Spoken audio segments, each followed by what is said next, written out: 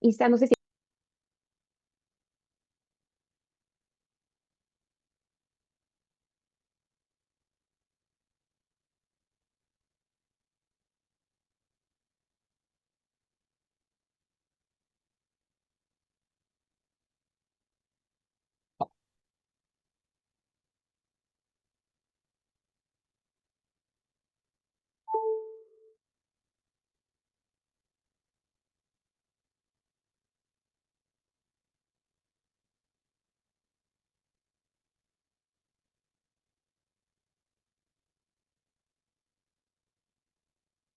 No sirve, ¿verdad? Ella tiene problemas.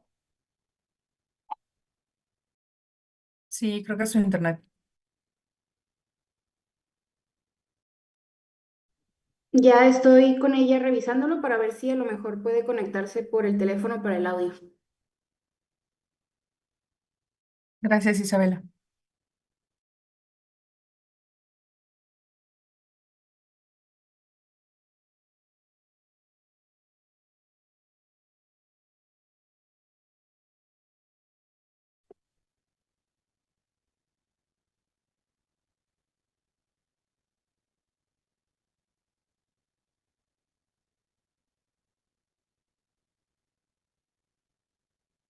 Hola, Ale, ahí te vemos, pero no sé Ah, si...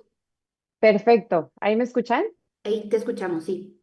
Una súper disculpa, no sé qué pasó. Siempre el internet cuando más lo necesitas es cuando más falla. Pero ya estoy por acá. A ver, ¿me podrán confirmar? Ahí sí ven mi pantalla, por favor. Sí, sí se ve. Ok. Ahí se ve la pantalla, pero se ve la... el- Ah, yo creo que ya. Es que no se ve la pantalla completa, Ahí se se ven tiene las que diapositivas. ver completa.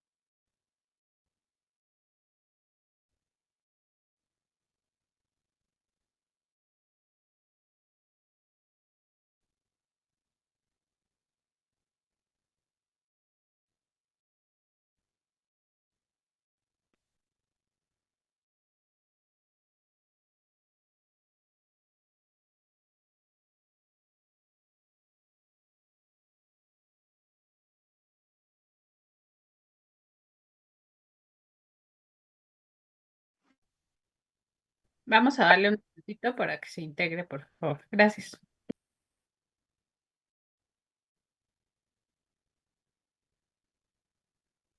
Listo, ¿ahí lo ven? Sí, Ahí se ve. perfecto. Una disculpa. Ahora sí que no sé qué fue, pero bueno, si están de acuerdo ya podemos seguir. Sí, adelante, Ale. Perfecto. Gracias, Isa, y gracias a todos por toda su paciencia. Una disculpa, no sé qué pasó con la tecnología, pero ya estamos por acá. Em, y como les decía, para retomar un poco, porque ya no sé en qué me quedé, quisiera empezar dando un poco de contexto de qué nos trajo hasta ese punto y por qué es importante. Y el panorama es muy claro. Estamos dañando la estabilidad de la Tierra y su habilidad para que se regenere y para que pueda seguir sus propios patrones, que si no los seguimos, no solo van a destruir a la Tierra, sino nos van a destruir a nosotros mismos. La gráfica que ven a continuación muestra la variabilidad de la temperatura a lo largo de más de 100.000 años. En la antigüedad o en otras eras geológicas, los cambios de temperatura en una década más o menos fluctúan entre más y menos 10 grados centígrados. Lo que es importante es que la temperatura se estabilizó hace solo 10.000 años. En temas de tiempo, esto es un abrir y cerrar de ojos. Esto es casi un milagro, es un periodo milagroso. Estamos hablando de un periodo interglaciar en donde las condiciones ideales para que se pudiera dar la Tierra y vida como hoy la conocemos fueron las condiciones óptimas, las cuales no tienen una duración específica, pero pueden durar millones de años. Y a este periodo los científicos le dieron el nombre de Holoceno. Es un periodo en el cual muchos consideran o se consideraba que estamos viviendo actualmente. En este periodo específicamente, la temperatura en promedio varía entre 1 y -1 grados. Y gracias a esta estabilización de clima, conocemos el mundo como es hoy en día y nos encontramos aquí.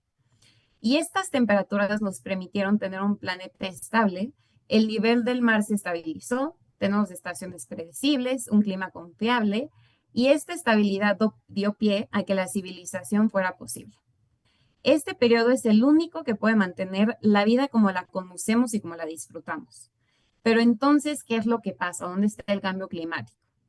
Lo que sucede es que lo estamos modificando. Nuestra interacción y presencia es tan fuerte que han logrado modificar algo que estaba destinado a seguir con un patrón por miles de años. Y aquí es donde se generó el cambio climático. El aumento de la presión humana en el planeta llegó a un punto en que hemos creado nuestra propia era geológica.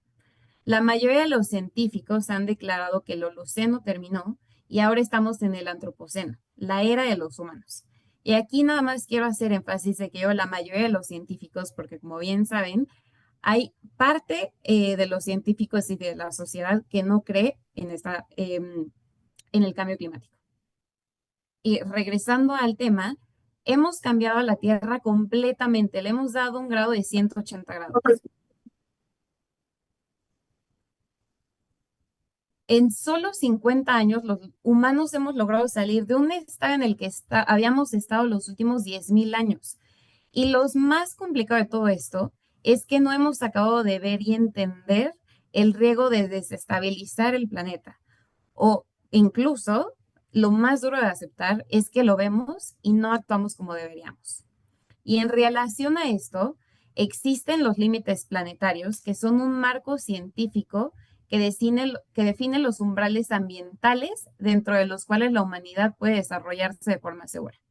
Estos límites marcan las condiciones que mantienen la estabilidad del sistema terrestre y cruzarlos puede desencadenar cambios que van a ser irreversibles en el clima, en toda la biodiversidad, en los océanos y en los procesos vitales del planeta. Y estos límites planetarios que les menciono, en su mayoría ya los rompimos. Por mencionar un ejemplo de cómo hemos modificado estos sistemas de la Tierra, como vemos aquí en la gráfica de la derecha, los picos o cimas que se consideraban más altos del planeta están cambiando y siendo sustituidos por otros que antes se consideraban de tamaño medio. Por varios años han logrado disminuir su tamaño en varios metros. Y estos cambios en los picos o en sus títulos de altura en sí no van a cambiar el mundo per se, pero tengamos en mente que todo en la Tierra está conectado y surge un efecto dominó que va tirando todo lo que sigue. Y si algo en el sistema falla o se modifica, continúa alterando todo lo demás hasta que va a llegar a nosotros, los humanos. Además, es importantísimo considerar que la Tierra tiene 2 capas de hielo en sus polos. Y estas capas son las bases para que todo permanezca como lo conocemos. Y aunque pasen un poco desapercibidas o no le demos el reconocimiento diario que merecen, es gracias a ellas que contamos con los climas en todo el mundo como lo conocemos. Y gracias a estas 2 capas de hielo desarrollamos la economía que conocemos y permite a los países desarrollarse y continuar su desarrollo. Y estas capas fueron clave para desarrollar las condiciones óptimas de la Tierra, enfriar y a su vez calentar la Tierra como es hoy en día. Estas 2 capas ayudaron a que la temperatura en el Holoceno fueran estables. Estos polos, como estaban, reflejaban más o menos entre el 90 y 95% del calor y luz solar que llegaba a la Tierra y lo regresaban al espacio. Y lo que pasó es que con el calentamiento global, cuando este hielo empieza a derretirse, no solo el porcentaje de calor que se regresaba se quede en la Tierra, sino que el agua que se va generando, el hielo que se va derritiendo, cambia de color y aumenta la temperatura. Y en lugar de enfriar la Tierra, genera todo lo opuesto y la va calentando. Entonces tenemos entradas de calor por todos lados y ese calor ya no puede escapar del planeta. Y si entramos a profundidad en estos dos polos, quisiera empezar por Groenlandia. Algo que no nos imaginamos es que por cada segundo se pierden 10.000 metros cúbicos de hielo. Y esto solo es Groenlandia. Y si esta parte de hielo se llegara a derretir por completo, significaría que los niveles de mar se puedan elevar hasta 7 metros. Y esta estabilidad con la que contamos día con día, que ya ha sido un poco alterada y hemos visto sus consecuencias, alteraría más el mar, todos los ríos y todos los sistemas acuáticos como los conocemos, y evidentemente llegaría a alterar toda la civilización. Ahora, si nos vamos al otro polo, que es la Antártida, la cosa se complica muchísimo más. Si se derritieran por completo los dos polos, habría un aumento de más de 50 metros al nivel del mar. Y pensemos que todos los sistemas de la Tierra están conectados. Si estas regiones llegaran a derretirse por completo, el nivel del mar podría aumentar más de 60 metros, provocando inundaciones de ciudades costeras en todo el mundo. Las consecuencias sociales que esto causaría serían devastadoras. Millones de personas tendrían que ser desplazadas. La cantidad de hogares que serían perdidos. La cantidad de crisis humanitarias que esto conllevaría. Y sin duda un aumento en la desigualdad que ya estamos viviendo, esto se vería exponenciado. Y desde el punto de vista económico, el impacto sería igualmente severo. La infraestructura costera colapsaría en su totalidad. Sectores como la agricultura, el turismo y hasta los seguros sufrirían pérdidas millonarias y la estabilidad financiera global se verá comprometida. Además, la pérdida de muchísimos hábitats naturales y la alteración de todos los ecosistemas marinos afectarían la seguridad alimentaria que conocemos hoy en día y la salud del planeta. Y este escenario, aunque suene un poco extremo, nos recuerda la urgencia de actuar y de no superar estos límites planetarios, que no es solo una cuestión ambiental, sino también es una amenaza a todos nosotros, es una amenaza al bienestar humano, a la equidad social y a la economía.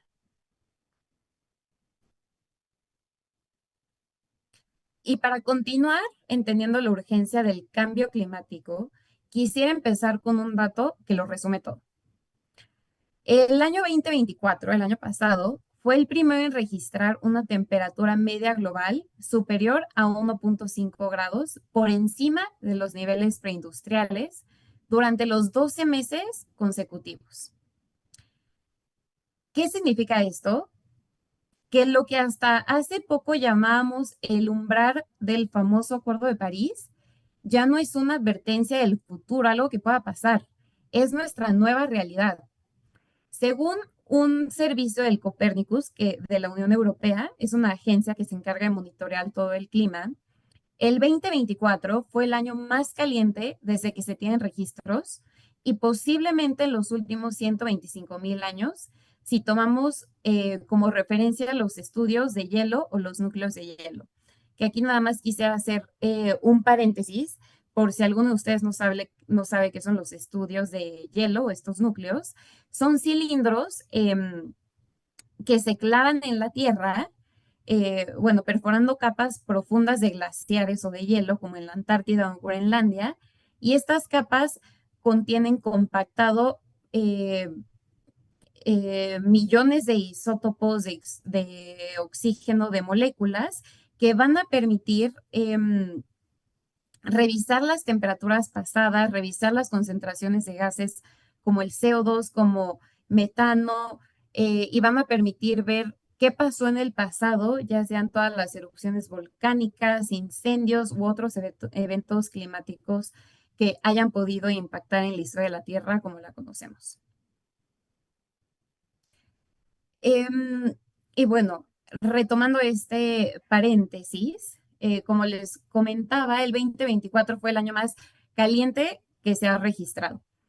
Y hay una experiencia personal, siempre que hablo con amigos o conocidos y me dicen que se están muriendo de calor en estos meses, les digo que de cierta manera lo disfruten porque es el verano o el año más frío del resto de sus vidas.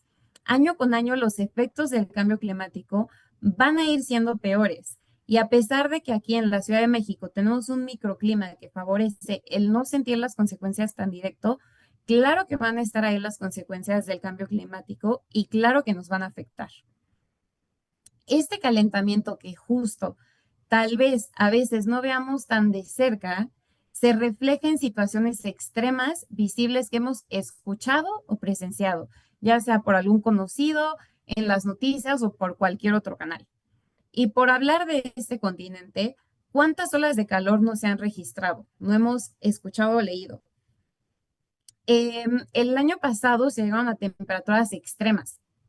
Entre abril y junio de 2024, México vivió 3 olas de calor sin precedentes. Ningún precedente con temperaturas que superaron los 45 grados en varias ciudades. En algunas zonas del sur, la sensación térmica alcanzó los 60 grados. Evidentemente, esto tiene un súper impacto en la salud y también en la fauna. Con estas temperaturas se reportaron múltiples casos de golpes de calor, los cuales acabaron siendo hospitalizados.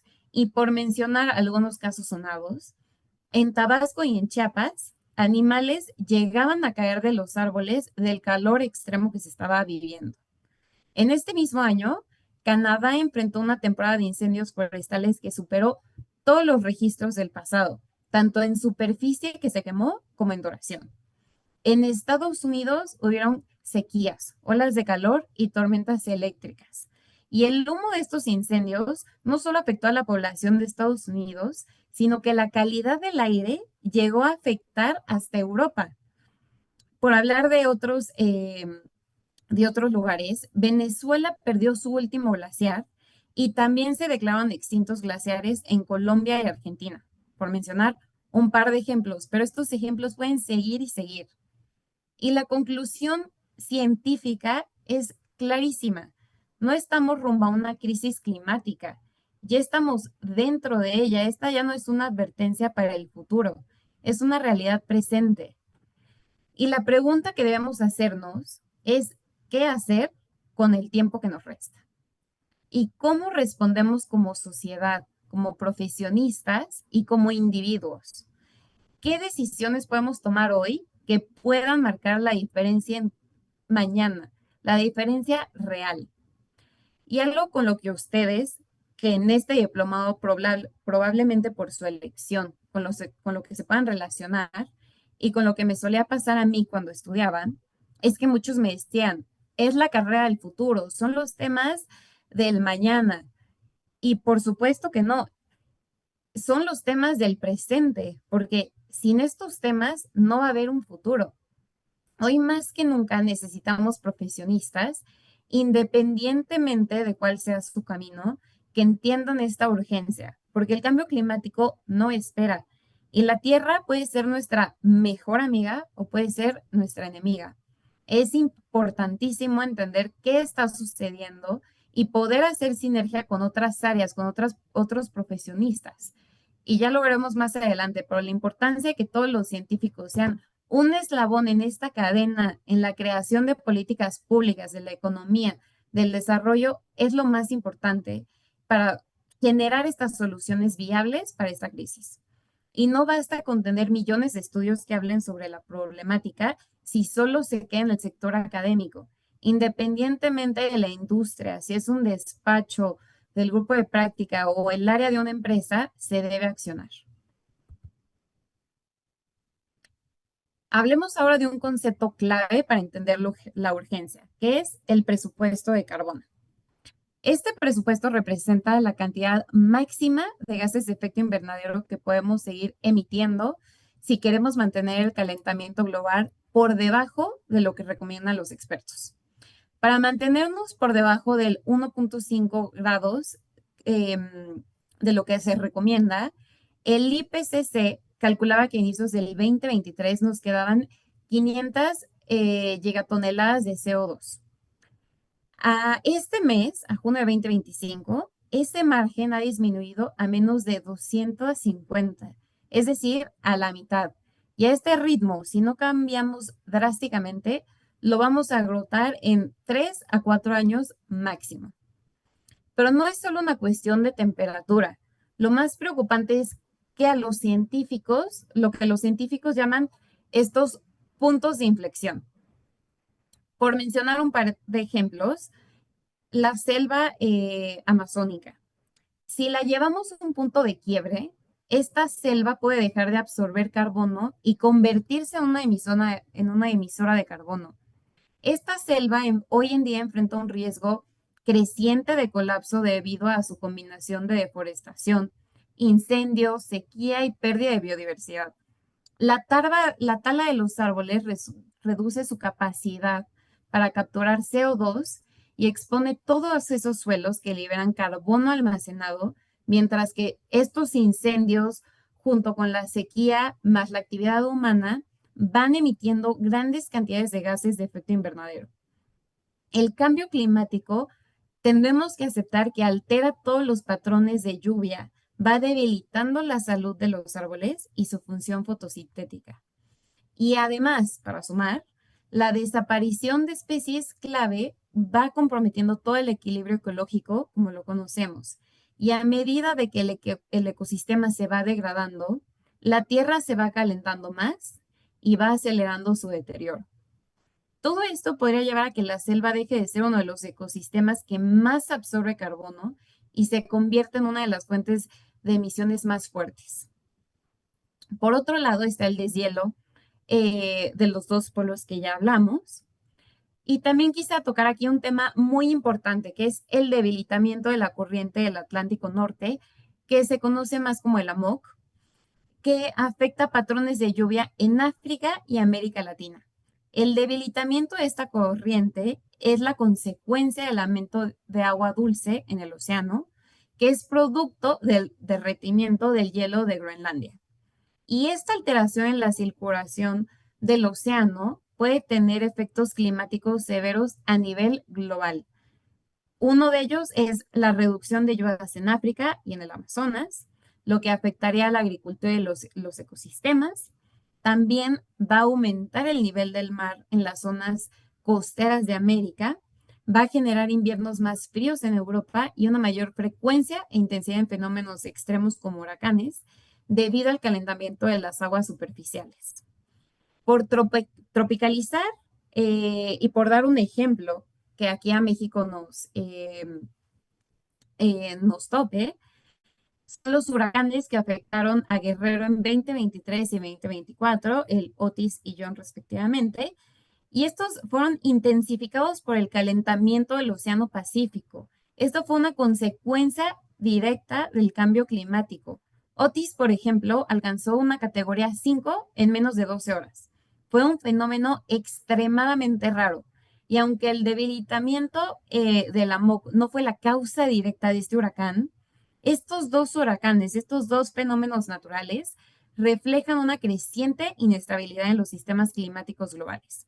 El aumento de la temperatura del mar alimenta huracanes más potentes, más rápidos, lo cual representa un riesgo creciente para todas las regiones costeras, en este caso que estamos tocando, como Acapulco. Un análisis que se generó recientemente sugiere que con el aumento de 1.5 grados de calentamiento ya podríamos activar al menos 5 de los puntos de inflexión que les mencionaba o que vieron en la gráfica pasada. Y lo importante aquí es comprender que no hablamos de escenarios improbables que van a surgir en 100 años. Estamos hablando de umbrales físicos y biológicos que pueden acercarse en la próxima década. Y ahora que ya comprendemos la gravedad del diagnóstico científico, que no estamos rumbo a una crisis climática, sino que ya estamos inmersos en ella, es fundamental analizar cómo ha respondido el derecho internacional y la política global ante esta amenaza existencial. El inicio del marco legal fue la Convención de las Naciones Unidas sobre el Cambio Climático en 1992 en Brasil. Su objetivo era muy ambicioso y muy general. se centraba en estabilizar las concentraciones de gases de efecto invernadero en la atmósfera. Sin embargo, todos estos temas que se plantearon eran voluntarios. El siguiente paso fue el Protocolo de Kioto, que se llevó a cabo en 1997, en donde se estableció por primera vez metas de reducción de emisiones para los países que ya llevaban una carrera en toda la industria. No obstante, su alcance fue bastante limitado, ya que excluyó a países en desarrollo de obligaciones cuantificadas. Y la mayor economía del mundo, que es Estados Unidos, nunca la ratificó. Y el verdadero punto de inflexión llegó con el nuevo paradigma, que es el Acuerdo de París, que se llevó a cabo en 2015, en donde 196 países lo firmaron. ¿Y por qué fue revolucionario? Porque por primera vez todos los países, sin importar su nivel de desarrollo, se comprometieron a presentar contribuciones determinadas a nivel nacional, que son los NDCs. Estos índices tienen como objetivo mantener el aumento de la temperatura media global por debajo de los 2 grados con respecto a los niveles preindustriales, siempre y cuando se esfuercen a limitarlo a 1.5. A diferencia del protocolo de Kioto, este acuerdo de París no impone metas donde todo sea por igual. Aquí cada país va a poder definir sus propios compromisos y se somete a un mecanismo de revisión donde se va a exigir una ambición progresiva. Y bueno, esto fue en 2015. Ahorita estamos en 2025. ¿Y dónde nos encontramos hoy respecto a estas metas? Respecto a la primera, que es la meta de 1.5 grados, ya hemos alcanzado esta meta momentáneamente. En 2023, el planeta superó esta meta durante varios días y el año completo terminó con una anomalía de temperatura de aproximadamente 1.48 grados. En junio de 2024, los 12 meses consecutivos estuvieron por encima del 1.5 grados. Pero bueno, esto no significa que el límite del 1.5 se haya perdido permanentemente o completamente. Lo que sí es que estamos peligrosamente cerca de llegar a él. Superarlo de forma sostenida requeriría varios años consecutivos por encima de ese umbral. Y respecto a la segunda meta, que es la más peligrosa, que son los 2 grados, todavía no se ha alcanzado, pero estamos en una trayectoria en donde podría llevarnos ahí en las próximas décadas si es que no se reducen drásticamente las emisiones. Y en este marco del Acuerdo de París, cada 5 años se realiza un balance global. Es una especie de examen colectivo en el que los países van evaluando su progreso hacia las metas que se acordaron. El primer balance concluyó en la COP28 que se llevó a cabo en Dubái y sus hallazgos fueron súper contundentes. Incluso si todos los países cumplieran con sus compromisos actuales, las emisiones globales seguirían siendo más altas de lo que deben ser en 2030. Esto nos pondría en un escenario en donde el aumento en temperatura sería de 2.9 grados para finales del siglo, lo cual traería consecuencias catastróficas. Además, em, esta COP reveló grandes brechas en temas de financiamiento, en temas de adaptación y en temas de transición energética. El mensaje de esta reunión fue muy claro. No basta con tener estas metas, no basta con tener estas reuniones y que todos firmen estos objetivos. Se tienen que actualizar y se tienen que cumplir. Por eso la COP30, que se va a llevar a cabo en noviembre en Brasil, todos los países van a tener que presentar una nueva ronda de NDCs mucho más ambiciosos, ya con base en esta experiencia y con una ruta de acción mucho más alcanzable. Y aquí es donde el derecho climático va cobrando esta fuerza, porque esas nuevas metas deben ser exigibles desde la ciudadanía, desde los tribunales.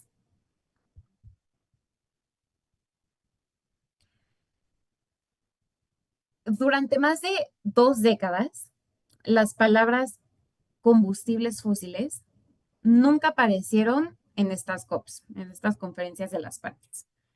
Fue hasta diciembre del 2024, muy reciente, en la COP28 que se llevó a cabo en Dubái, que se marcó un hito histórico.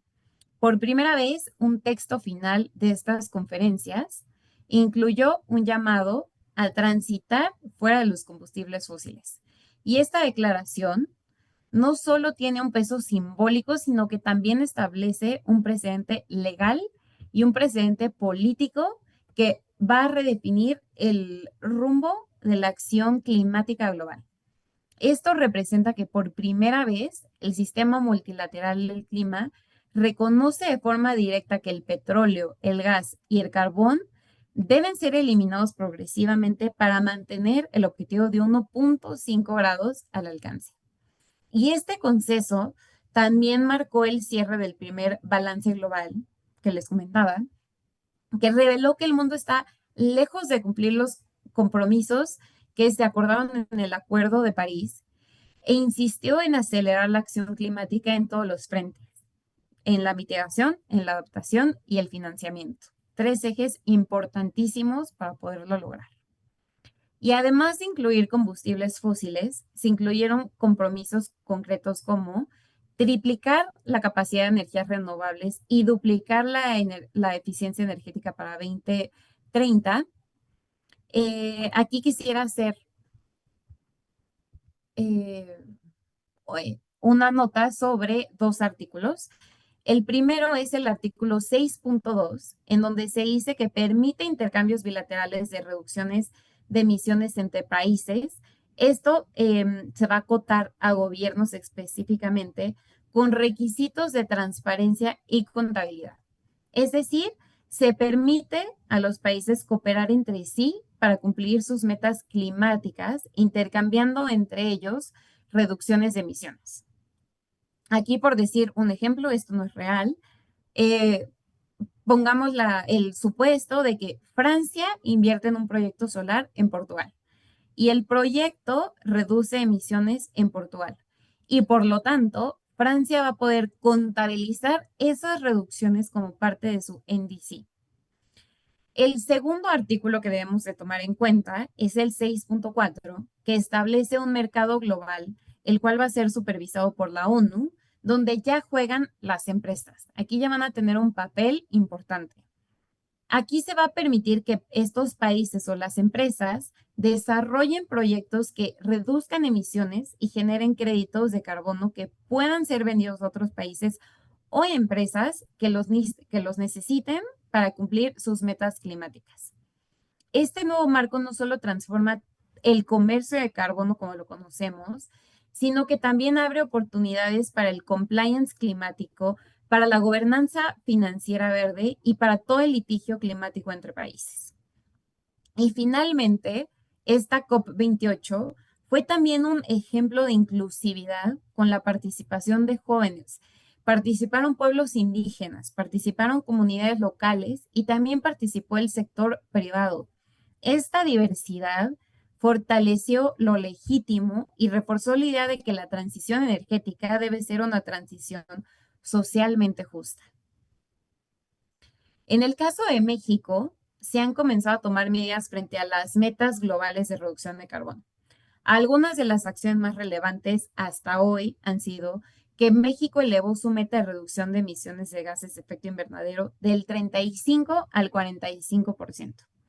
Se reactivó la Comisión del Cambio Climático y se actualizó el Plan Nacional de Adaptación Mitigación, fortaleciendo los NDCs que se establecieron en el Acuerdo de París.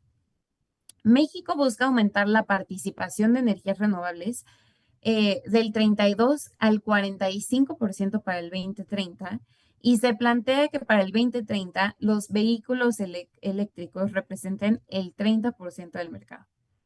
Y sin duda, todo esto representa muchos desafíos y a pesar de estos avances que son muy bonitos aquí en papel o en una presentación, cuentan con su lado negativos.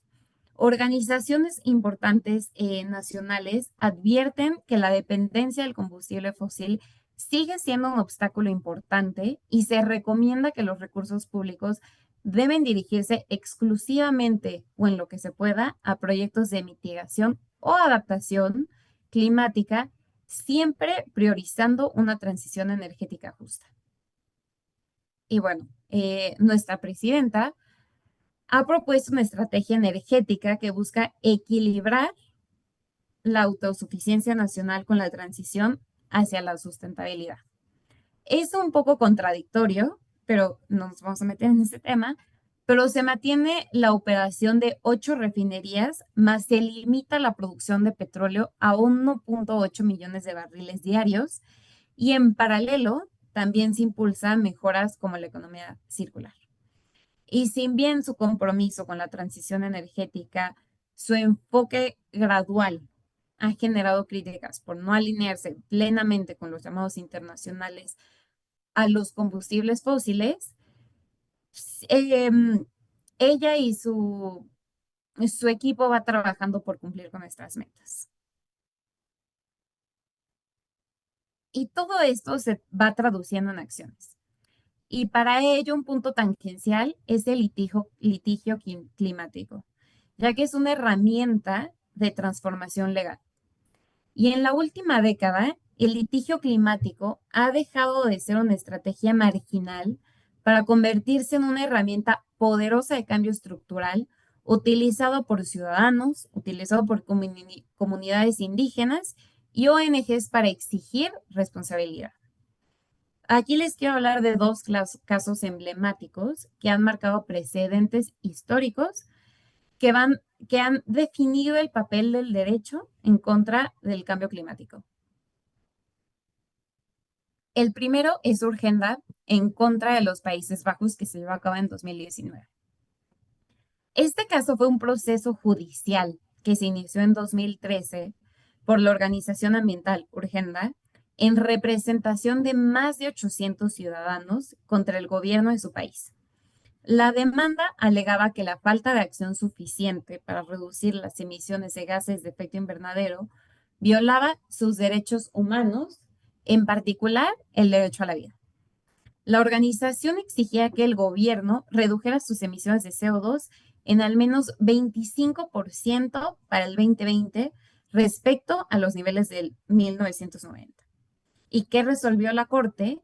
En 2015 el tribunal votó a favor de esta organización y tras varias apelaciones, la Corte de los Países Bajos confirmó el caso en diciembre.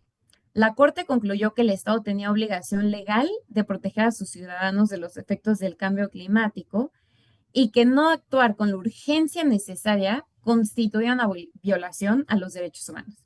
Y este caso es tan importante porque es el primero en el mundo en el que una corte obligó a un gobierno a que reduciera sus emisiones por razones de derechos humanos. Estableció que los estados tienen un deber legal de protección climática, incluso si su contribución a las emisiones globales fuera pequeña. Este caso inspiró una ola de litigios climáticos en países como Alemania, Francia, Colombia, Sudáfrica, Corea del Sur, México, entre otros, y demostró que los derechos humanos pueden ser una vía efectiva para exigir acción climática. Otro ejemplo, por mencionar brevemente, es el de Torres Strait Islanders contra Australia. En 2019, un grupo de indígenas del norte de Australia presentó una queja ante el Comité de Derechos Humanos de la ONU y alegaron que la inacción del gobierno frente al cambio climático, en particular, en falta de estas medidas para proteger sus islas del aumento del nivel del mar, violaba sus derechos. Y el Comité de la ONU concluyó en 2022 que Australia, en efecto, violó estos derechos a la vida, violó derechos a la familia y al hogar.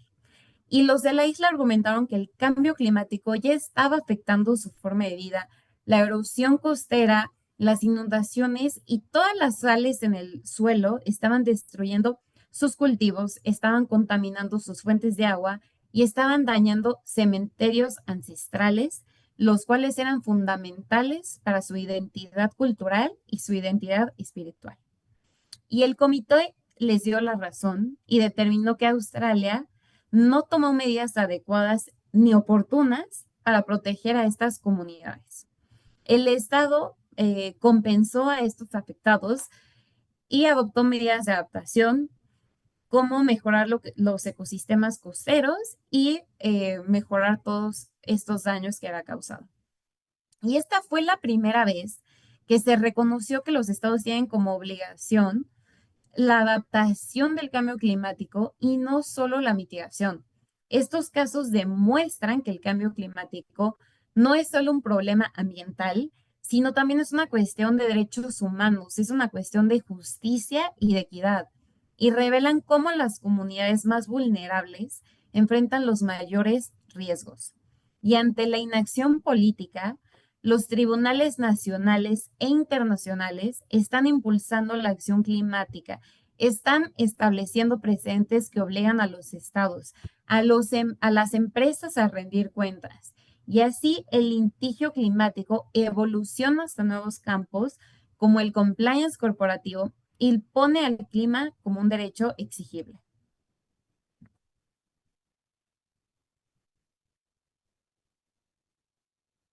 Y continuando con todo el tema del litigio climático, hasta mayo de este año se han documentado más de 2.550 casos de litigio climático en 55 países, según la base de datos de Columbia University. Y lo más notable es que estos casos ya no se concentran únicamente en Europa o en Estados Unidos, que era lo más sonado, sino que Latinoamérica es hoy la región con el mayor crecimiento desde 2019 con casos emblemáticos. Colombia, Brasil, Perú, Argentina y México son los países que han tenido más casos. Y estos litigios abordan una amplia gama de temas que van desde la inacción del gobierno frente a la mitigación o adaptación climática hasta la aprobación de proyectos sin evaluaciones de impacto ambiental, el famoso greenwashing e incluso la responsabilidad de bancos por financiar proyectos o megaproyectos fósiles. Y también ha cambiado todo el perfil de quienes están demandando por este tipo de proyectos. Ya no solo son organizaciones ambientales, sino también son niños, son comunidades indígenas y son activistas quienes están tomando la pauta para hacerlo. Y el litigio climático ya no es solo una herramienta legal, es una estrategia de movilización política, mediática y cultural.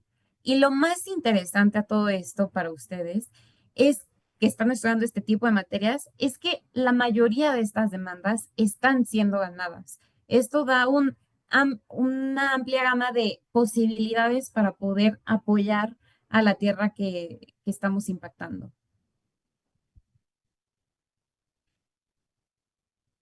Y bueno, para traerlo a México y para hablar un poco de de los casos clave que están sucediendo aquí, si lo tropicalizamos y acercamos la lupa a este país, México no se queda atrás con la ola global de litigios que se están generando en temas climáticos. Aunque sí se encuentra en una etapa temprana, esta herramienta está cobrando fuerza como vía para exigir el cumplimiento de los compromisos ambientales que el país ha tomado. En mayo de este año, la Suprema Corte tomó una decisión muy importante sobre el Fondo para el Cambio Climático, el cual era un mecanismo del gobierno para poder financiar acciones contra el cambio climático. Dentro de este fondo se apoyan proyectos de adaptación, protección de ecosistemas, biodiversidad, educación, entre otros temas. Y este fondo fue eliminado por decreto con el argumento de que había que ahorrar dinero, la famosa austeridad. Y varias organizaciones, principalmente el CEMDA, que es el Centro Mexicano de Derecho Ambiental, llevaron el caso a la corte porque consideraban que eliminar este fondo afectaba los derechos humanos, en especial el derecho a un medio ambiente sano. Y la corte analizó si esa eliminación violaba el principio de progresividad, que significa que los derechos humanos deben avanzar y no retroceder. Y concluyó que, en efecto, era una violación porque quitar ese fondo debilitaba la capacidad del Estado para proteger el medio ambiente. Por otro lado, también se cuenta con un amparo que está pidiendo que el Congreso y la Secretaría de Hacienda asignen dinero específico, un dinero etiquetado en el presupuesto nacional para la adaptación al cambio climático. Y si se gana, significa que el presupuesto del gobierno tendría que alinearse con los compromisos climáticos que el país ya se ha comprometido a tomar en el Acuerdo de París. Y ya no basta con poner metas climáticas, ya no basta con estas promesas falsas que hemos estado escuchando. Ya pueden ser exigibles judicialmente, ya podemos alzar la voz y pelear por ellas. Y como platicábamos hace un par de diapositivas, el cambio climático por sí solo, por si no fuera lo suficientemente duro, afecta de manera dispareja a todos. Las comunidades más pobres, las mujeres o los pueblos indígenas y quienes dependen directamente de este entorno natural, como campesinos, pescadores o los recolectores de basura, suelen ser los más vulnerables a sus impactos y paradójicamente son también quienes menos han contribuido a esta crisis climática. Y por esto no basta con hablar de descarbonización o innovación tecnológica. Necesitamos una transición justa, un proceso de transformación ecológico que garantice la equidad social, que garantice un trabajo decente, una protección de derechos humanos y promueva la participación activa de todos los sectores. Y si empezamos por unos datos, según el informe más reciente del Climate Policy Initiative, el mundo movilizó alrededor de 1.3 billones de dólares en financiamiento climático en un periodo de 2021 y 2022. Esta cifra incluye inversión pública y la inversión privada, con un crecimiento notable en sectores como energías limpias, infraestructura y medidas de adaptación. Por otro lado, el mercado de bonos sostenibles también alcanzó niveles récord. Más de 1.1 billones de dólares fueron emitidos en 2024, según el Banco Mundial. Sin embargo, a pesar de estas grandes cantidades, persisten grandes desequilibrios. Solo el 4% de este financiamiento, de esas grandes cantidades, se destinó a la adaptación, a pesar de que los impactos ya son una realidad para millones de personas. Y del 100% de esa cantidad, del 4%, esos recursos llegó a comunidades indígenas y locales, que estas comunidades suelen ser las primeras afectadas y al mismo tiempo los que cuidan de esos ecosistemas clave.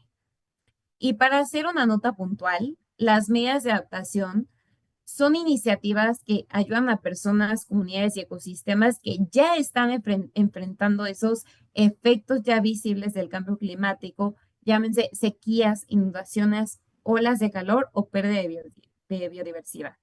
¿No? Medidas de adaptación en cuanto al agua, captación de agua de lluvia, infraestructura, pueden ser viviendas resistentes o alertas tempranas en cuanto a desastres naturales. Si hablamos de ecosistemas, pueden ser restauración de manglares, bosques, arrecifes. Y debemos de ver esta transición también como la gran oportunidad que es.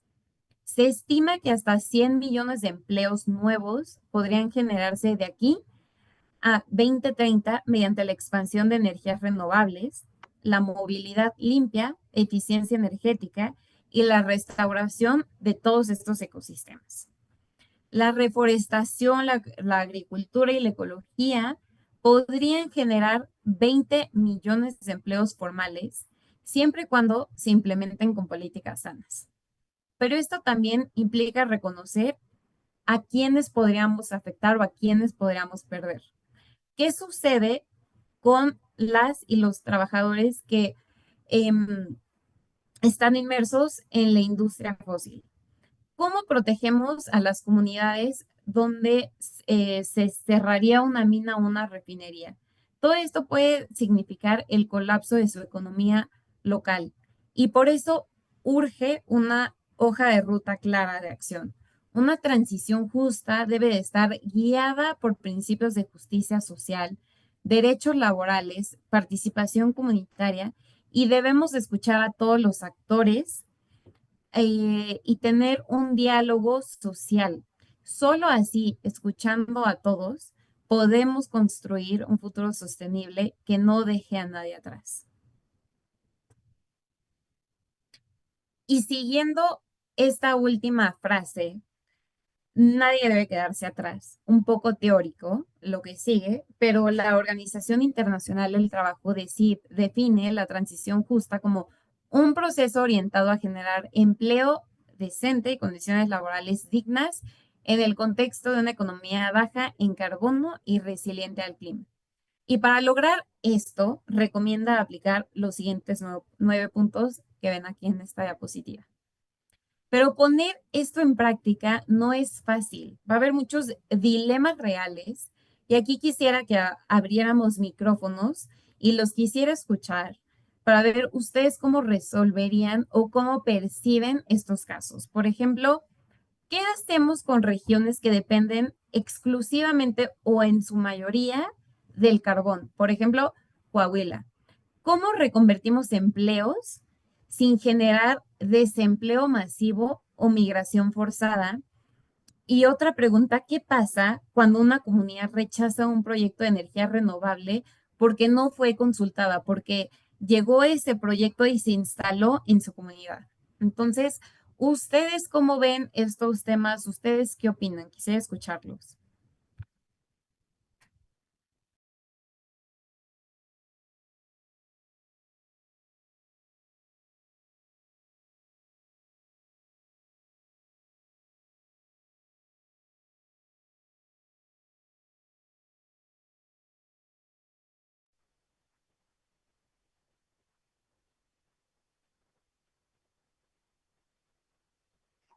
Hola, Cintia, sí, estoy viendo tu mano levantada. Adelante, gracias. Gracias, buenas tardes. Mira, en principio, con los criterios OSG, evidentemente, pues tenemos la obligación de procurar porque se hagan este tipo de cambios en la generación de energía o tratar de descarbonizar al planeta, pero la parte importante es que tenemos que hacer la consulta y eso como actualmente es tema prioritario o relevante para todo el tipo de cambio climático, perdón, cambio energético y tenemos que ver las condiciones en que podemos llevar a cabo este tipo de cambio de generación de energía. Nos vemos en la complicación de que acepten estas comunidades que este tipo de cambios son satisfactorios para ellos y que es en beneficio de ellos por la generación de energía. El tema es convencerlos o hacerlos entender. Tendríamos que empezar una campaña de capacitación para hacerles entender la importancia de hacer un cambio en la comunidad de la generación de energía y ver el tipo de condiciones que les puedes dar en sustitución de los empleos que tenían, por ejemplo, de sacar carbón de las minas, etcétera, buscarles un tipo de trabajo sustituto que les permita a su vez tener otro tipo de empleo con el cual puedan ganar su sustento, ¿no? Que esas son las condiciones en las cuales debes de mejorar la condición en la que ellos viven sin que les afecte el ingreso, porque muchos dependen de ese trabajo que pues es con lo que sobreviven, porque es lo que hay ahí. Hay que ver qué tipo de producto puede ser sustituido o en qué se puede utilizar el carbón que no sea energía explícitamente, pero para poder sustituir este uso de este material para generar energía por algo que sea más limpio, pero a la vez no se queden desempleados, no tener que migrar a otro país. O sea, es un tema integral, ¿no? De capacitación y de análisis de en qué más se puede utilizar el carbón que no sea para generación de energía y que contamine el ambiente, creo yo. Totalmente, Cintia, muchas gracias por esta intervención que acabas de hacer.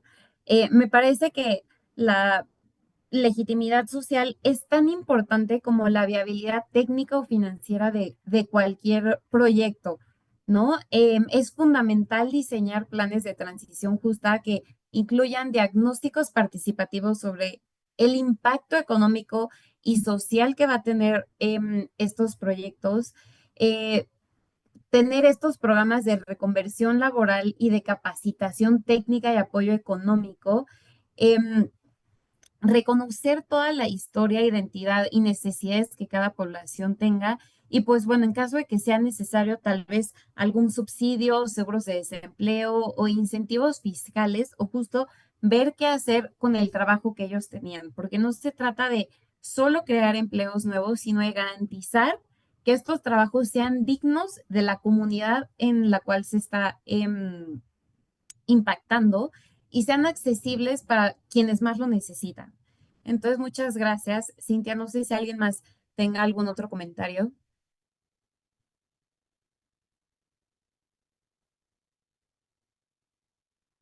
Me parece que no.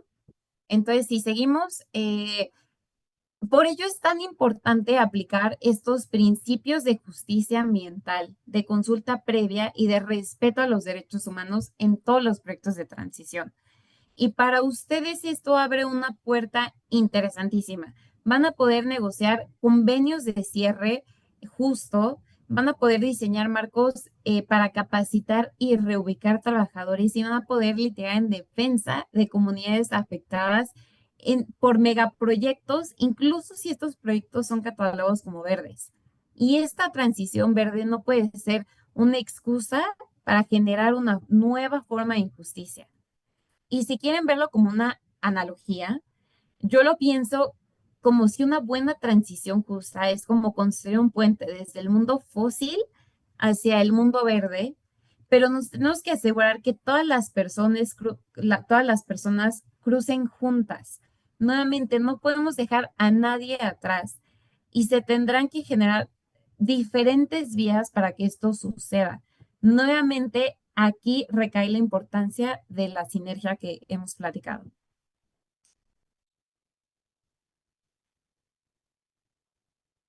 Y como siguiente tema, quisiera empezar mencionando que debemos de ver a la naturaleza como una aliada contra el cambio climático. Una de las estrategias más prometedoras y también más antiguas para combatir el cambio climático son las soluciones basadas en la naturaleza o las MBS en inglés. Y este concepto es muy simple. Se trata de trabajar con la naturaleza y no contra ella. Algunos ejemplos incluyen la restauración de arrecifes, es la restauración de estos arrecifes de coral, los cuales protegen costas de la erosión y de tormentas. Son hábitats clave para toda la biodiversidad marina y apoyan a la pesca sostenible y también apoyan al turismo local. Otro ejemplo es la agricultura regenerativa, la cual mejora los suelos consecutivamente y va reduciendo las emisiones. También tenemos al ejemplo de la reforestación sostenible, pero aquí surge la duda de cómo saber si una solución basada en la naturaleza es real y no solo es un pretexto, o el greenwashing, que ha empezado a sonar mucho más en estos últimos años. Y para ello, en 2020 se creó un estándar global para estas soluciones basadas en la naturaleza. Y este estándar establece 8 criterios y 28 indicadores para asegurar que esta solución sea real y clara. Estos criterios promueven que esta solución sea efectiva para poder mitigar y adaptarse al cambio climático, que esta solución sea socialmente inclusiva y que ambientalmente sea sostenible en el largo plazo.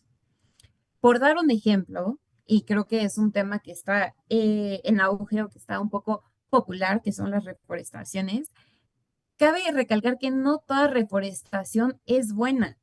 Si se siembra un monocultivo de una sola especie, y más si no es endémica o si no se le da el seguimiento correcto, se puede dañar a la biodiversidad local y en lugar de ayudar, va a empeorar la situación.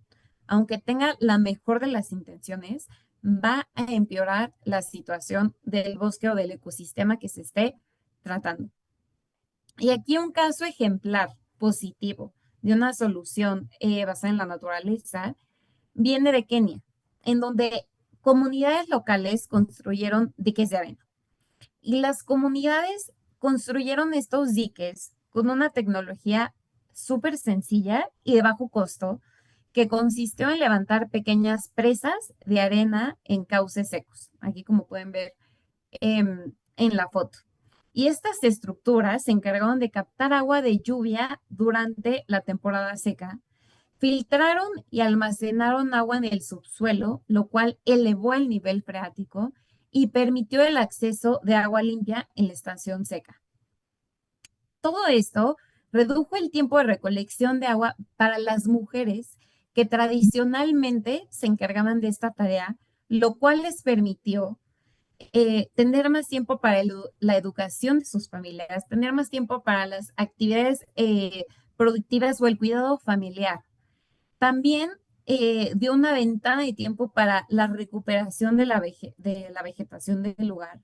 Al mejorar la disponibilidad de agua, se regeneró la cobertura vegetal, lo cual ayudó significativamente a combatir la desertificación del área y también aumentó la productividad agrícola, ya que con más agua disponible, estas comunidades de Kenia pudieron cultivar durante más meses, lo cual ayudó a su seguridad alimentaria y también contribuyó a sus ingresos. Y más allá del carbono, estas soluciones no solo ayudan a capturar los gases, sino que también ayudan a mitigar todos los efectos del cambio climático. Fortalecen la resiliencia comunitaria, van fomentando que cada vez más personas se integren a esta lucha, van reconectando a las personas con su territorio y su cultura, van promoviendo la equidad de género, que es importantísimo hoy en día, y al reducir cargas históricas que recaen 100% en las mujeres, y van regenerando ecosistemas de forma sostenible y de forma participativa. Y de nuevo, nada más quisiera hacer aquí el comentario que si cualquiera de ustedes tiene cualquier comentario o cualquier pregunta, por favor, en el chat o abran micrófono, pueden hacerlo. Y bueno, pasando al siguiente tema, que es ESG y reporte climático, ya hablamos un poco del panorama empresarial, del panorama del gobierno, perdónenme, y ahora quiero justo meterme en el panorama empresarial, de cuál es el rol de las empresas en la transparencia climática y en esta lucha. Y hasta hace poco, las empresas podían un poco evadir o disimular su responsabilidad climática con un simple compromiso voluntario.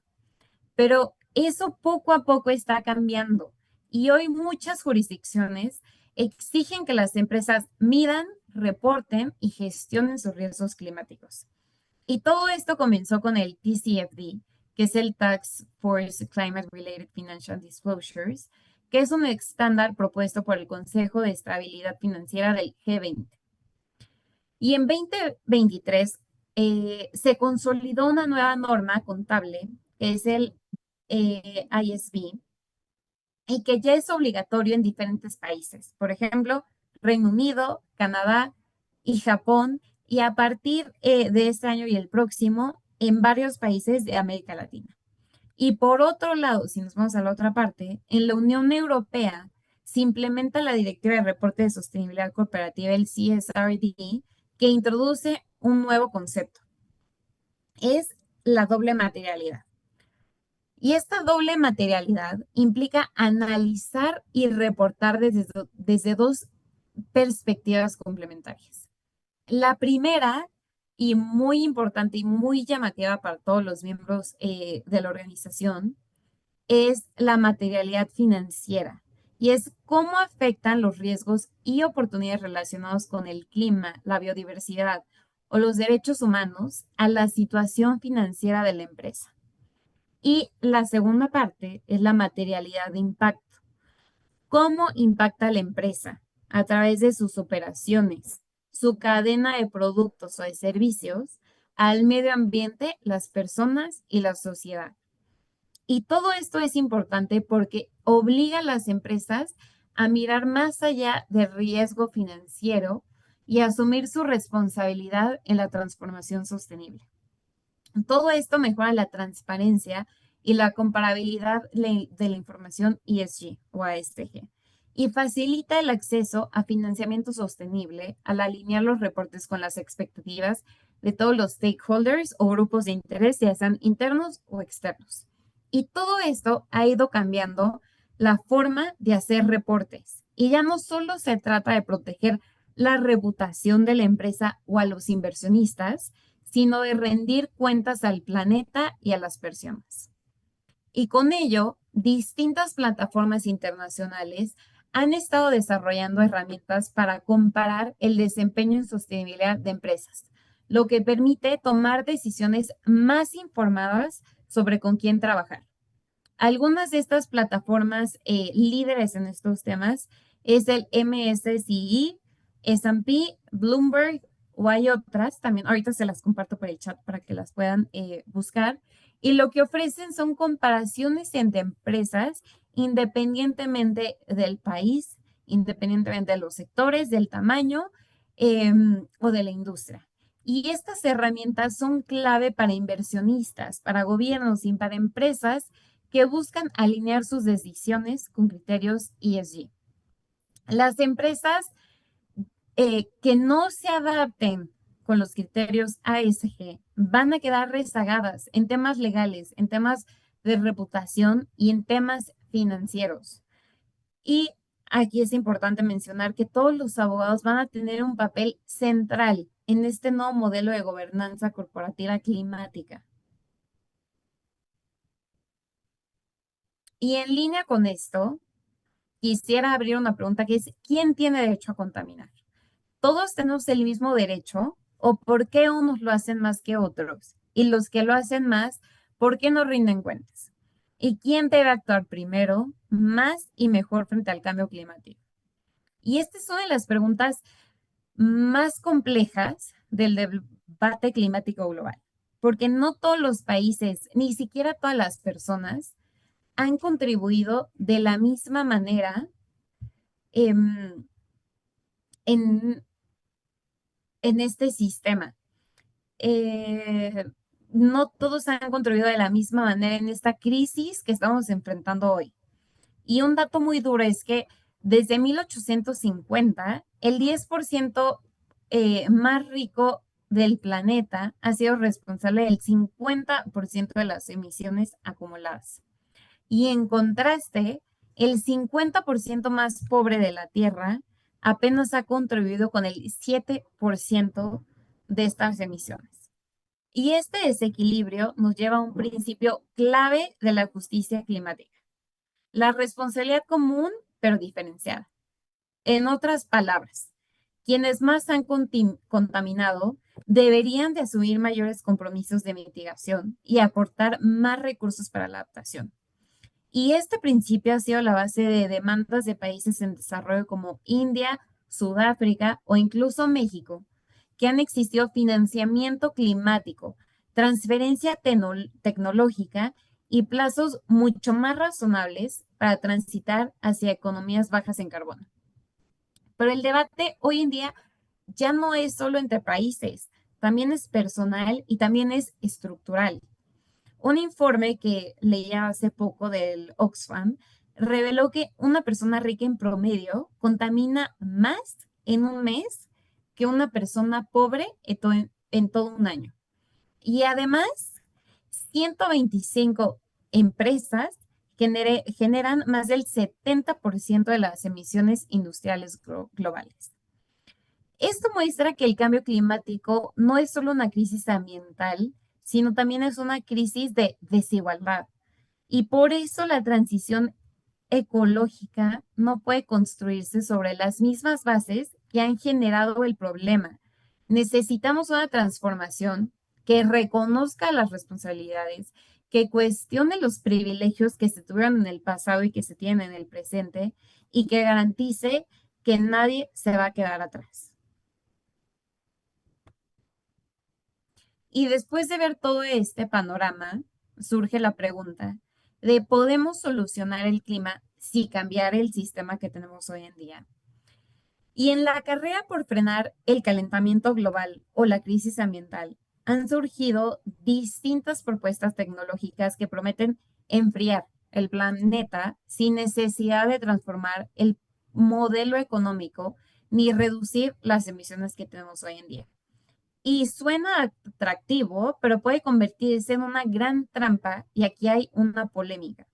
No sé si la hayan escuchado en el pasado, pero es la geoingeniería solar. Y esta ingeniería se recopila de técnicas diseñadas para reflejar parte de la radiación solar que eh, antes de que llegue a la Tierra, se reduzca su temperatura. Es decir, la más conocida o la que se está trabajando hoy más en día es la inyección de aerosoles en la estratosfera que imita el efecto de erupciones volcánicas, el cual en teoría podrá bajar la temperatura. Estas ingenierías, no sé si fue clara y si te dan alguna duda, pero es un conjunto de tecnologías que buscan reflejar parte de la luz solar que llega a la Tierra, pero en sí no elimina los gases de efecto invernadero que estamos generando. Esta primera práctica o teoría que se tiene en mente quiere liberar partículas reflectantes de azufre en su mayoría a una gran altitud para que estas partículas formen una especie de escudo que van a reflejar la radiación solar. Esto va a imitar el efecto de grandes erupciones volcánicas, como les mencionaba, que van a enfriar temporalmente el planeta. Otras propuestas de esta ingeniería en temas de medio ambiente es el blanqueamiento de nubes marinas. Lo que aquí se busca es rociar agua salada en las nubes para que las nubes puedan reflejar esta luz que entra al planeta. Otra propuesta son los espejos espaciales y lo que busca la ingeniería es colocar estructuras en la órbita del planeta para desviar parte de la luz solar que entra. Y la última es la modificación de la reflectividad del suelo o del hielo. Y como les comentaba al principio, de estos dos polos que se están derritiendo, lo que busca la ingeniería es poner ciertos materiales en estas zonas que puedan reflejar la luz en lugar del hielo. ¿Y cuál es el problema de todo esto? Las consecuencias son altamente inciertas y potencialmente gravísimas. Esto va a poder alterar todos los patrones de lluvia como los conocemos hoy en día, va a generar un daño a toda la capa de ozono y va a generar desequilibrios ecológicos que no nos estamos imaginando. Y el mayor de los riesgos o peligros no solo es técnico, sino también entra la parte política y ética. Si estas tecnologías se perciben como una solución rápida y efectiva, podrían usarse como una excusa para no reducir las emisiones, postergando las transformaciones que realmente necesitamos o a las cuales los países se han comprometido. Entonces aquí hay un poco de debate. La geoingeniería plantea enormes desafíos de gobernanza global. Em, y aquí también los invito a participar. Queremos resolver el cambio climático sin cambiar el sistema que lo causó. Estamos dispuestos a intervenir en este sistema climático global en lugar de transformar nuestros propios modelos de producción, de consumo y de poder. Me encantaría saber sus opiniones. Geoingeniería, sí o no, en qué medida y qué rol creen que deba tener el derecho en estas decisiones que sin duda, si se aplica, van a tener un efecto en toda la humanidad.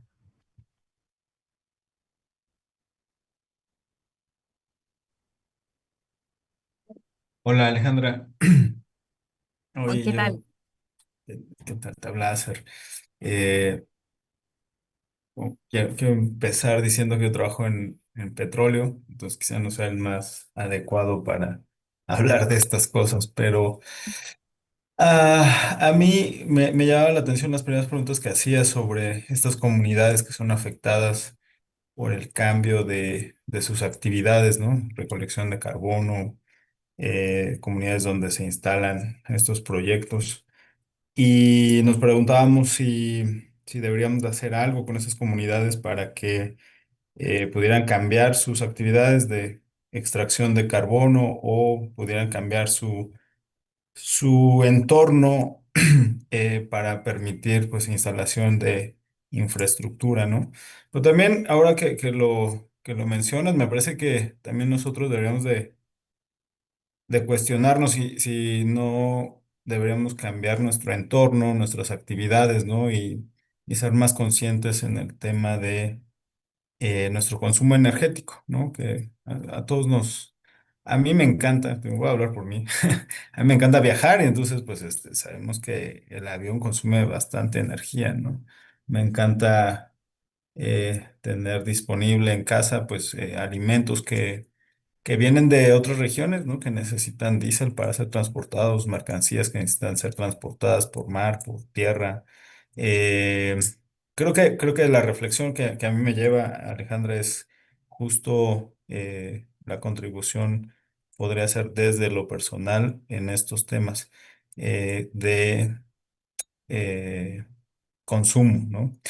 En este tema que dices geoingeniería, híjole, no sé, todos estos temas a mí me llaman la atención en el sentido de que esto también va a impactar, ¿no? El medio ambiente de alguna manera, ¿no? Y esto que como cuando estás en un tratamiento médico, ¿no? Te dan ahí penicilinas y cosas así, te resuelven un tema, pero híjole, luego tienes problemas con el estómago, con otras cosas. Perdón por la analogía, pero me parece que justo podría pasar eso, ¿no? No tenemos claro, ¿no? Es complicado poder estimar los riesgos, ¿no? Que podemos enfrentar al seguir cambiando tan drásticamente el medio ambiente, ¿no? Pues eso era. Gracias.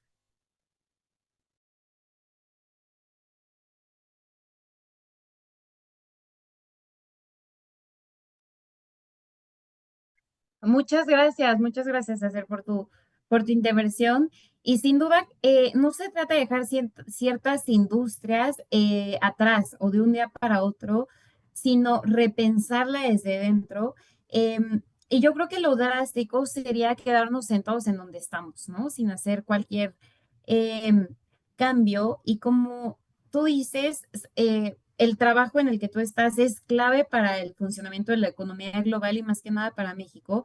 Estos viajes que mencionas y trabajar en este sector implica grandes retos, pero sin duda hay ciertas oportunidades que se pueden generar. Por ejemplo, yo soy partidaria de los bonos de carbono, ya sea eh, compensar las emisiones que cada quien genera al año, compensarlas con bonos de carbono, o si tienes algún evento grande que se tenga, sacar su huella de carbono y poderlo compensar y poder impactar de manera positiva al medio ambiente. Y sin duda también el compartir como profesional y como parte de tu sector este peso de la voz que tienes y poder participar en estas conversaciones sobre sostenibilidad con una perspectiva única y realista, que no se puede cortar tajantemente este sector o esta industria, ¿no? Entonces, muchas gracias por tu intervención. No sé si alguien más quisiera compartir algo.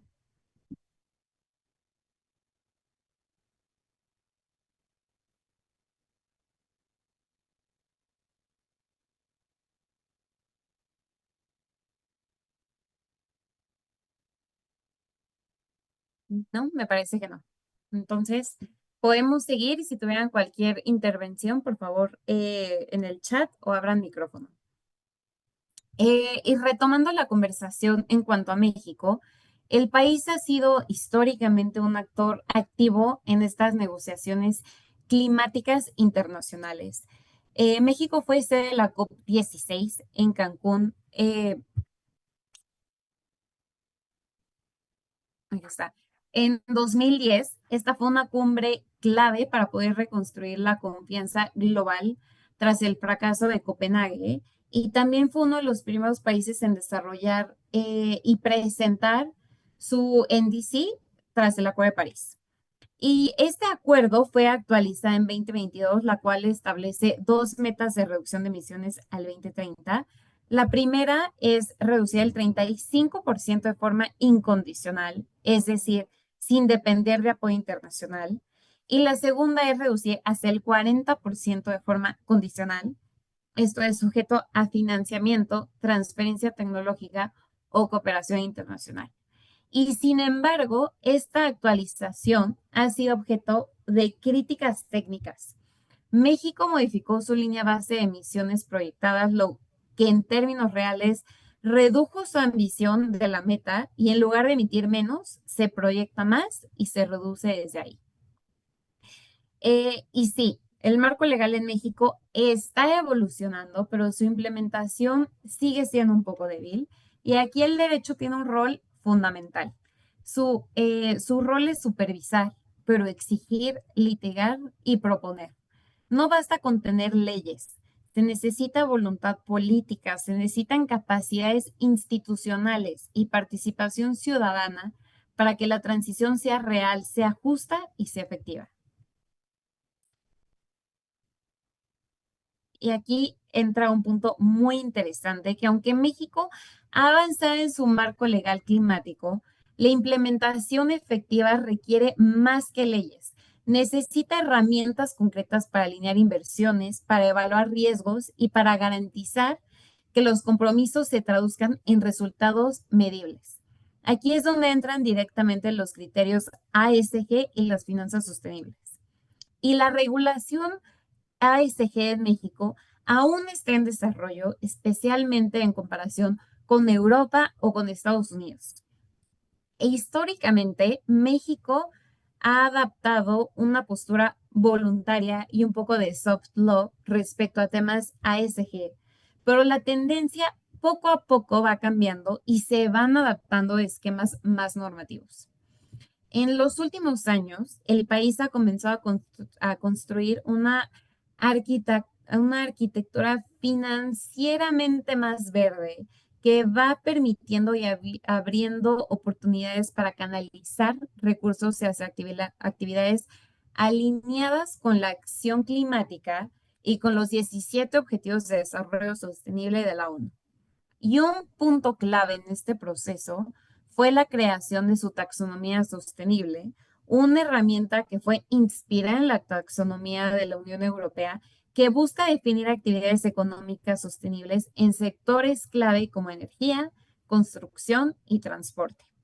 Y su objetivo es canalizar inversiones hacia actividades que contribuyan a la acción climática y hacia la sostenibilidad. Y cabe recalcar que México es el primer país en América Latina en tener una taxonomía nacional con respaldo oficial. Y en 2022, la CNBV publicó una guía de reporte ASG voluntaria para emisoras.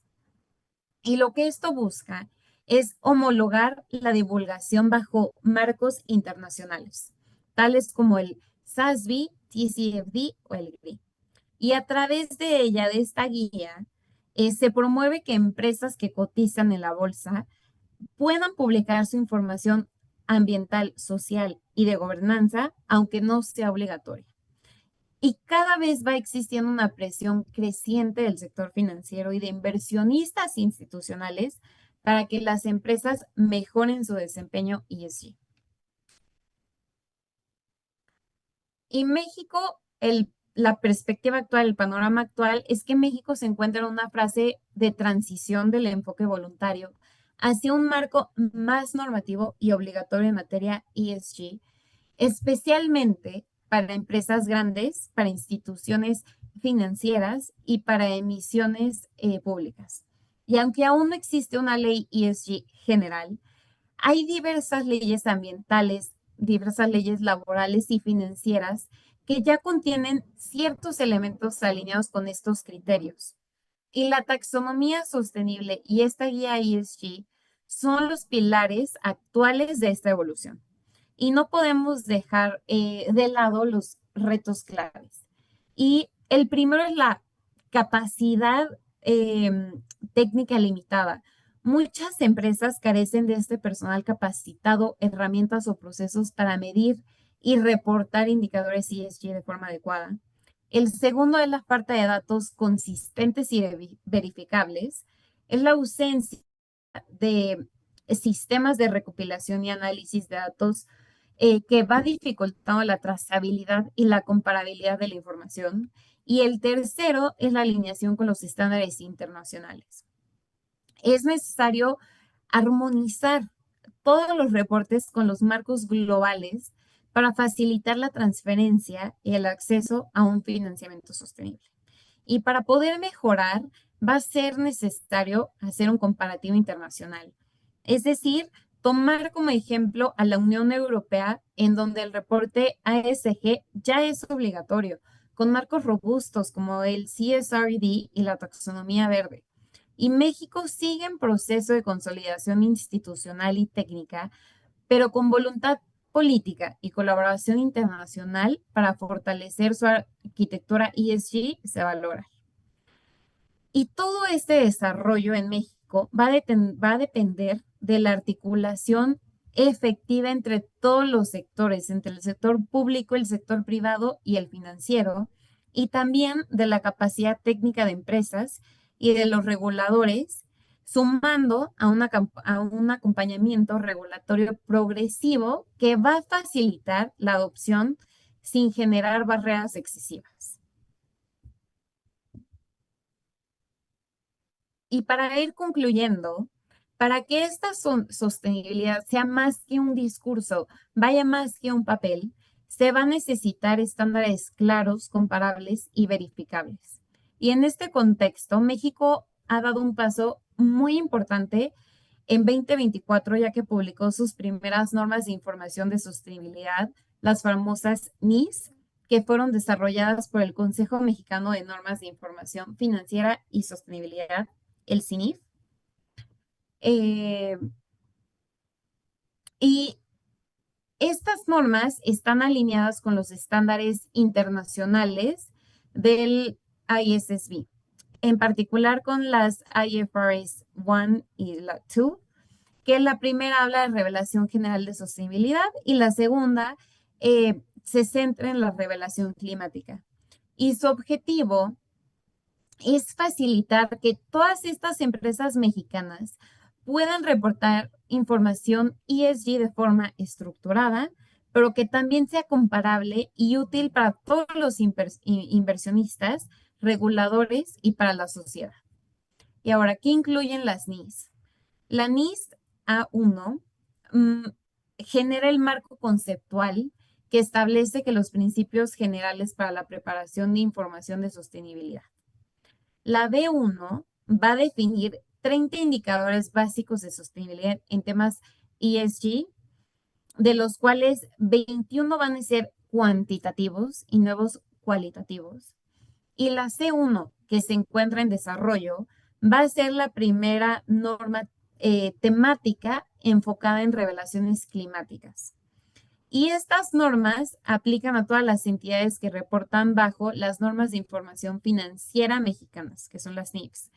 Y su adopción va a ser progresiva en los próximos años. Y se preguntarán por qué es relevante.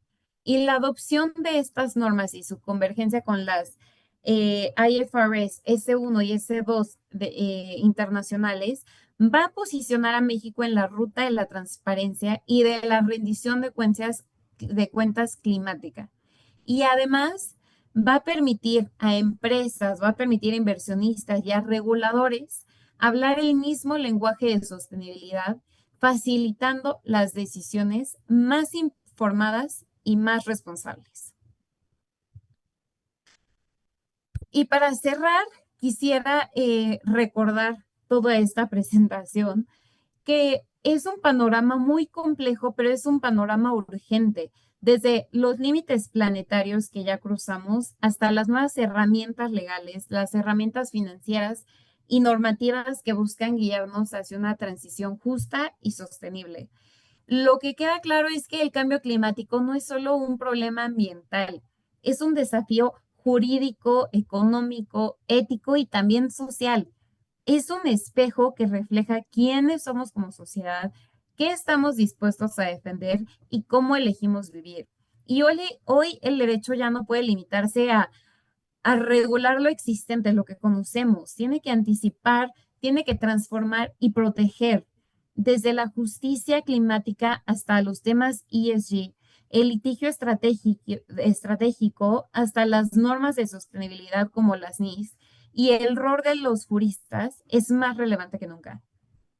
Y esto es porque no se trata solo de adaptarnos a un nuevo modelo, se trata de imaginar y construir un futuro distinto donde el desarrollo se mida no solo en crecimiento económico, sino en bienestar colectivo, se mide en la resiliencia ecológica y sobre todo en la equidad social.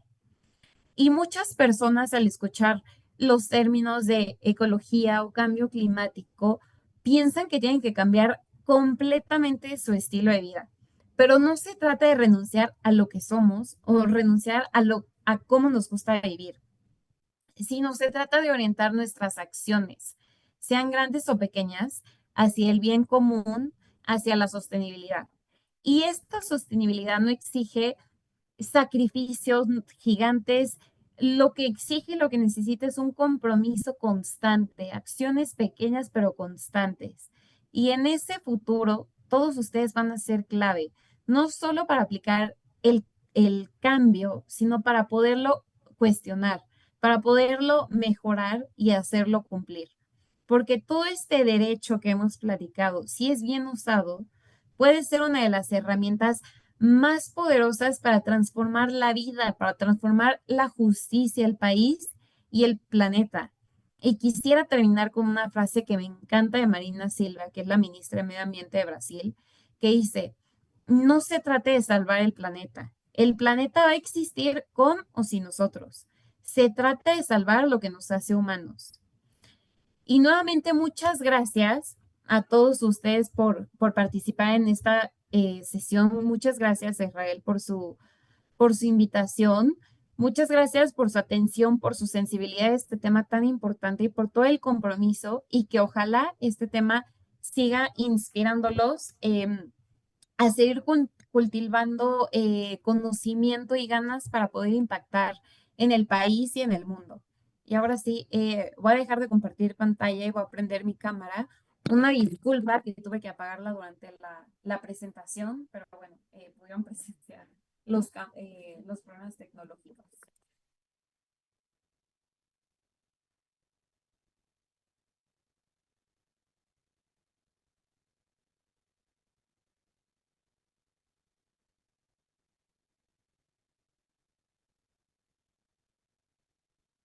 Bueno, no sé si aquí alguien quisiera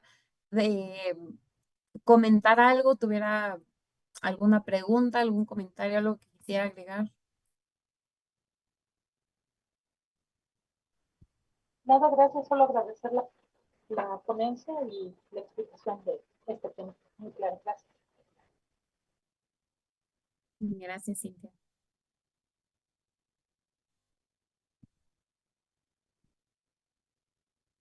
Si nadie tiene dudas, pues ya le damos las gracias a nombre de la Escuela Libre de Derecho y del AMDE a la ponente Alejandra González. Muchas gracias a todos. Buenas noches. Gracias, buenas noches a todos.